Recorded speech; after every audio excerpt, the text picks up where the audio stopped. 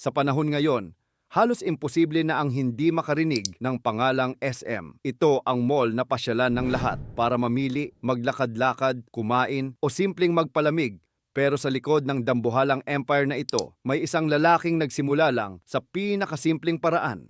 Nagsimula ang kanyang kwento bilang isang tindero sa maliit na sulok ng Maynila. Ang lalaking yon ay si Henry C. na kalaunan ay tinawag na Retail King of the Philippines. Isang imigranteng Tsino na dumating sa Pilipinas dala lang ang pangarap at sipag. At sa kabila ng mga pagsubok, itinayo niya ang pinakamalaking mall at business empire sa bansa. Pero paano nga ba nagsimula ang lahat? Paano naging inspirasyon ang isang dating simpleng batang nagtitinda lang ng sapatos? At ano ang mga sikreto sa likod ng kanyang tagumpay na patuloy na hinahangaan hanggang ngayon? Bago natin simulan ang kwento, maaari bang i-like, i-share at mag-subscribe na kayo sa ating channel para lagi kayong updated sa mga bago nating content. Maraming salamat po! Noong Oktubre 15, 1924, isinilang si Henry Tan Chi Shengsi sa Fujian, China. Bata pa lang ay nasanay na siya sa hirap ng buhay. Lumaki siya sa pamilyang simple lang ang pamumuhay. Walang marangyang bahay, walang yaman, ngunit puno ng sipag at disiplina. Nang siya'y 12 taong gulang, lumipat ang kanilang pamilya sa Pilipinas. Dala ang pag-asang makahanap ng mas magandang kinabukasan. Dito nagsimula ang tunay na hamon ng kanilang buhay. Nagbukas ang kanyang ama ng maliit na tindahan ng sari-sari store sa Quiapo, Maynila. Nagbebenta ng mga simpleng paninda tulad ng sardinas, asukal at bigas. At doon, si Henry, kahit bata pa, ay tumulong na agad. Araw-araw, bit-bit niya ang mga panindang mabibigat, nag-aayos ng tindahan at umaalalay sa mga customer. Hindi niya inisip na mababa ang ganitong trabaho. Sa halip, dito niya unang natutunan ang halaga ng sipag, tiyaga at paggalang sa bawat mamimili, at ito ang mga aral na magiging pundasyon ng kanyang tagumpay.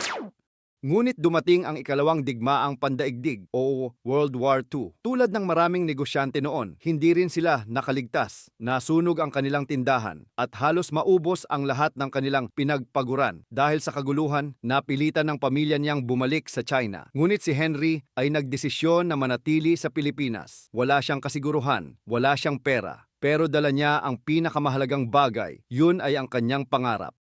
Sa murang edad, natutunan niyang ang kahirapan ay hindi dahilan para sumuko. Sa halip, ito'y isang paalala na kailangang kumilos, hindi umasa. Sa gitna ng giyera at kaguluhan, nagsimula siyang magbenta ng kahit anong pwedeng pagkakitaan, mula sa murang sapatos hanggang sa surplus na GI boots na naiwan ng mga sundalong Amerikano. At dito, unti-unti niyang nakita ang kanyang direksyon sa buhay, ang negosyo ng mga sapatos.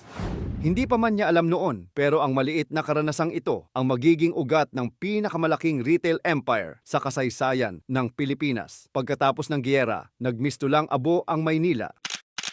Maraming gusali ang nawasak, maraming negosyo ang nagsara, at libo-libong Pilipino ang nawalan ng kabuhayan. Isa na roon si Henry C. Wala siyang pera, walang tahanan at walang katiyakan sa hinaharap. Pero sa halip na sumuko, pinili niyang bumangon at magsimula muli.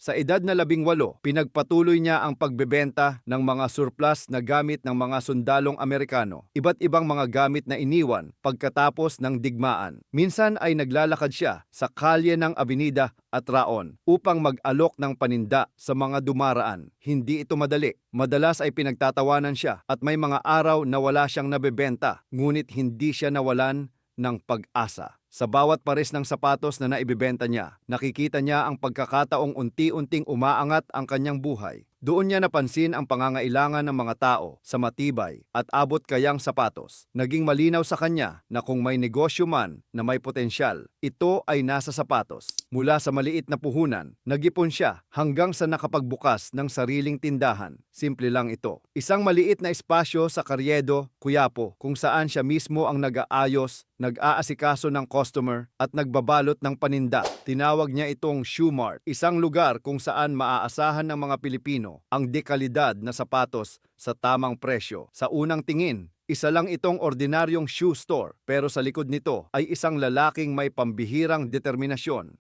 Para kay Henry C., hindi sapat na magbenta lamang. Gusto niyang bigyan ng karanasan ang bawat mamimili, isang karanasang magpapabalik sa kanila, hindi dahil mura, kundi dahil maganda ang serbisyo. Nang maglaon, nakilala si Henry C. bilang Retail King of the Philippines. Ngunit sa kabila ng yaman at kapangyarihan, nanatili siyang simple at mapagkumbaba. Patuloy niyang pinapaalala sa kanyang mga anak at empleyado na ang tagumpay ay bunga ng sipag, tiyaga at tamang pananaw sa buhay. Sa panahon ngayon, halos imposible na ang hindi makarinig ng pangalang SM. Ito ang mall na pasyalan ng lahat para mamili, maglakad-lakad, kumain o simpleng magpalamig. Pero sa likod ng dambuhalang empire na ito, may isang lalaking nagsimula lang sa pinakasimpleng paraan. Nagsimula ang kanyang kwento bilang isang tindero sa maliit na sulok ng Maynila. Ang lalaking yon ay si Henry C. na kalaunan ay tinawag na Retail King of the Philippines. Isang imigranteng Tsino na dumating sa Pilipinas dala lang ang pangarap at sipag. At sa kabila ng mga pagsubok, itinayo niya ang pinakamalaking mall at business empire sa bansa. Pero paano nga ba nagsimula ang lahat? Paano naging inspirasyon ang isang dating simpleng batang nagtitinda lang ng sapatos? At ano ang mga sikreto sa likod ng kanyang tagumpay na patuloy na hinahangaan hanggang ngayon? Noong Oktubre 15, 1924, isinilang si Henry Tan Chi Shengsi sa Fujian, China. Bata pa lang ay nasanay na siya sa hirap ng buhay. Lumaki siya sa pamilyang simple lang ang pamumuhay. Walang marangyang bahay, walang yaman, ngunit puno ng sipag at disiplina. Nang siya'y 12 taong gulang, lumipat ang kanilang pamilya sa Pilipinas. Dala ang pag-asang makahanap ng mas magandang kinabukasan. Dito nagsimula ang tunay na hamon ng kanilang buhay. Nagbukas ang kanyang ama ng maliit na tindahan ng sari-sari store sa Quiapo, Maynila. Nagbebenta ng mga simpleng paninda tulad ng sardinas, asukal at bigas. At doon, si Henry, kahit bata pa, ay tumulong na agad. Araw-araw, bit-bit niya ang mga panindang mabibigat, nag-aayos ng tindahan at umaalalay sa mga customer. Hindi niya inisip na mababa ang ganitong trabaho. Sa halip, dito niya unang natutunan ang halaga ng sipag, tiyaga at paggalang sa bawat mamimili, at ito ang mga aral na magiging pundasyon ng kanyang tagumpay.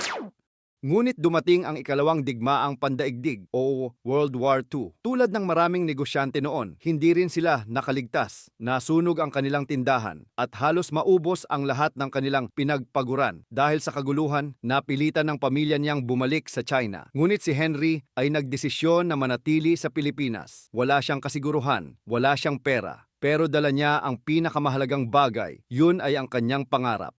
Sa murang edad, natutunan niyang ang kahirapan ay hindi dahilan para sumuko. Sa halip, ito'y isang paalala na kailangang kumilos, hindi umasa. Sa gitna ng giyera at kaguluhan, nagsimula siyang magbenta ng kahit anong pwedeng pagkakitaan, mula sa murang sapatos hanggang sa surplus na GI boots na naiwan ng mga sundalong Amerikano. At dito, unti-unti niyang nakita ang kanyang direksyon sa buhay, ang negosyo ng mga sapatos.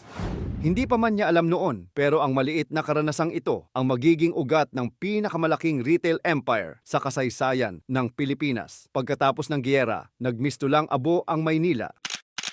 Maraming gusali ang nawasak, maraming negosyo ang nagsara, at libo-libong Pilipino ang nawalan ng kabuhayan. Isa na roon si Henry C. Wala siyang pera, walang tahanan at walang katiyakan sa hinaharap. Pero sa halip na sumuko, pinili niyang bumangon at magsimula muli.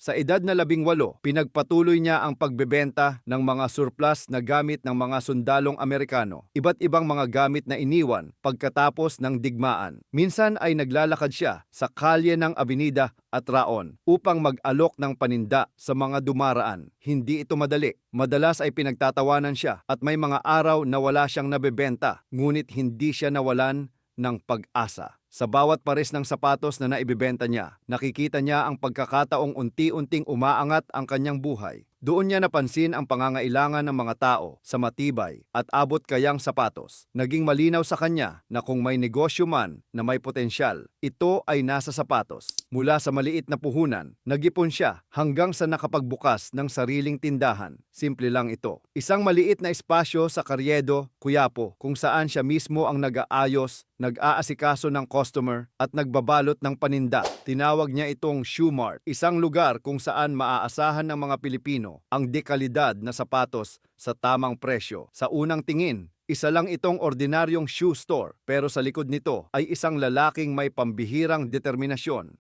Para kay Henry C., hindi sapat na magbenta lamang. Gusto niyang bigyan ng karanasan ang bawat mamimili, isang karanasang magpapabalik sa kanila, hindi dahil mura, kundi dahil maganda ang serbisyo. Nang maglaon, nakilala si Henry C. bilang Retail King of the Philippines. Ngunit sa kabila ng yaman at kapangyarihan, nanatili siyang simple at mapagkumbaba. Patuloy niyang pinapaalala sa kanyang mga anak at empleyado na ang tagumpay ay bunga ng sipag, tiyaga at tamang pananaw sa buhay.